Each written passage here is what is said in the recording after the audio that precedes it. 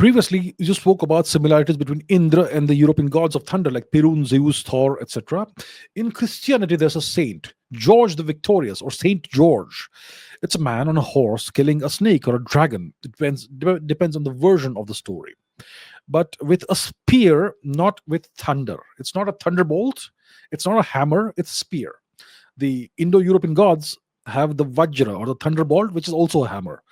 Right. So, Saint George is a Christian legend. It's unimpressive, at least because barely anyone knows it, but everyone knows the image of George. The small fame of the legend doesn't match the enormous respect and widespread the image has at all.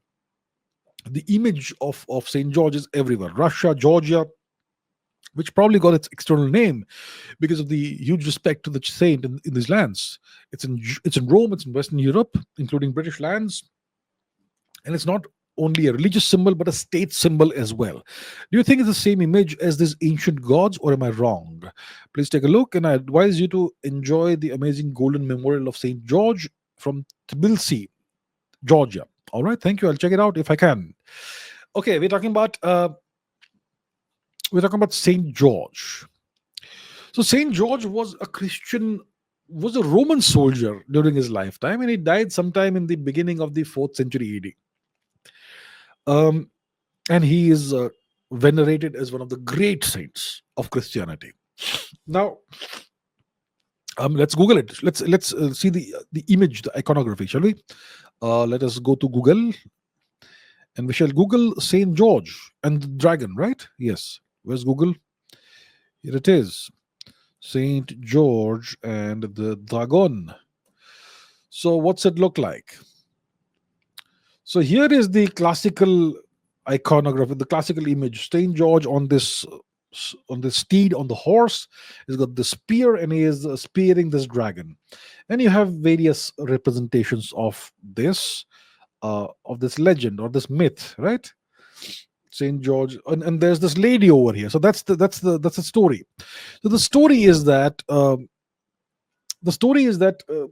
there was this dragon that was terrorizing the people of a town in Libya, North Africa, during the lifetime of Saint George. Okay, that's a story. And to appease the dragon, the people of the town had to sacrifice livestock, sheep or whatever, to the dragon every day. And eventually, they unfortunately ran out of livestock. So then they had to. They had to resort to sacrificing humans now. So they would decide every day or whenever, by consensus, that so and so person will be chosen. And then one day it was the turn of the daughter of the king, the princess. And so she had to do her duty. So she goes to the place where the dragon lives. And on the way over there, she's crying, obviously, because she's going to her death. And she meets this guy, Saint George. And George asks her, "Why are you crying?" And she says that, "I'm going to the place where the dragon is, and I advise you to please run away because the dragon will kill you otherwise." And Saint George says, "No, how can I allow this to happen? I'll go and meet the dragon." And so, according to the myth, he goes and fights the dragon, and he spears the dragon from his horse, and he kills the dragon and saves the princess and the city. That's the myth. Okay, and it's a very powerful and very that sort of story. And Saint George is one of the most venerated saint in Christianity. Now, like Muscovite says over here, it's not merely a religious symbol; it's a state symbol as well. Now, what does he mean by this? It's a very important point he makes, and let's go back to the screen now. It's a very important point he makes. Let's put this back on the screen. But now we're gonna say Saint George Cross. And this is what I mean by the St. George's Cross. You see this? I'm sure you've seen it somewhere. It's the official flag of England. Okay? St. George Cross, Indian Navy. Check this out. This is the flag of the Indian Navy. Or it used to be, at least. I hope it's no longer the case. But, I mean, independent India was still holding on to this invasive thing. So the St. George Cross it's the emblem or flag of England. So now the question is the Saint George myth a continuation or an appropriation of the pre-Christian Indo-European mythos of Indra or Thor or Perun or Jupiter or Zeus fighting the sea monster, which was originally Vritra. So Indra fights Vritra. That's the oldest version of the story of the story, the Rigvedic times. Then you have Jupiter fighting Typhon.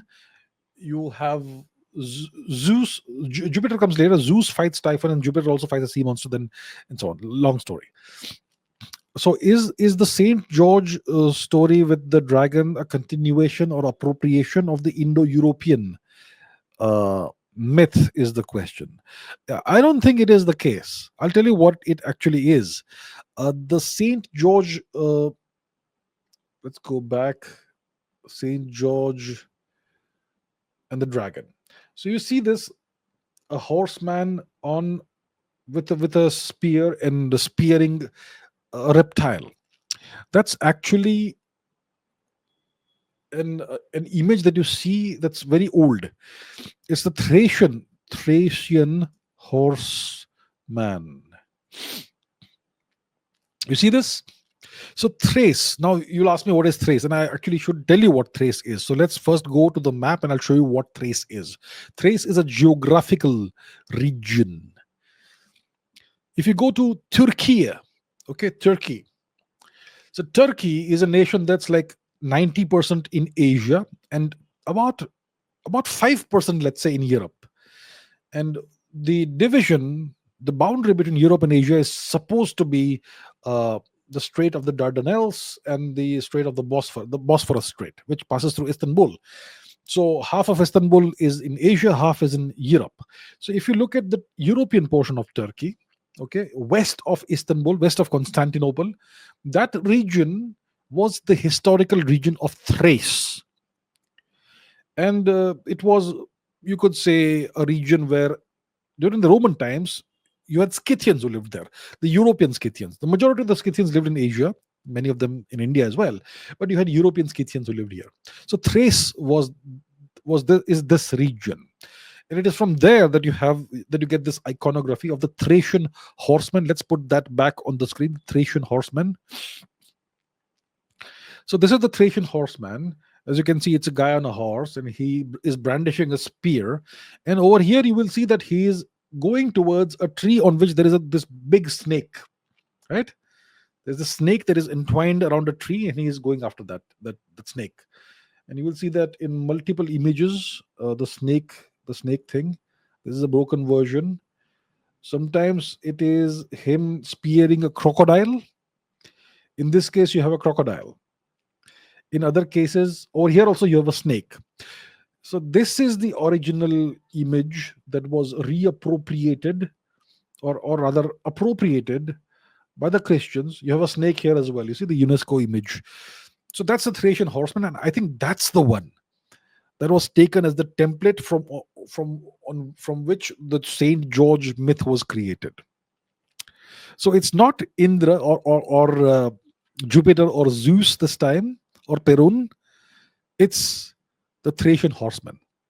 So see, Christianity was this new artificial religion that came up about 2000 years ago, and it was imposed on Europe by force, through a considerable amount of violence. And what they did was they appropriated pre-Christian religions and traditions and superimposed Christianity on those, because people were used to celebrating festivals on certain dates, so they reappropriated and recycled those dates as Christian festivals. And they appropriated some iconography, some legends, and turned them into Christian legends.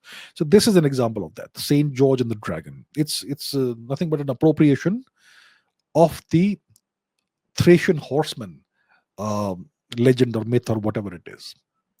But yeah, it's a very interesting question that you asked over here.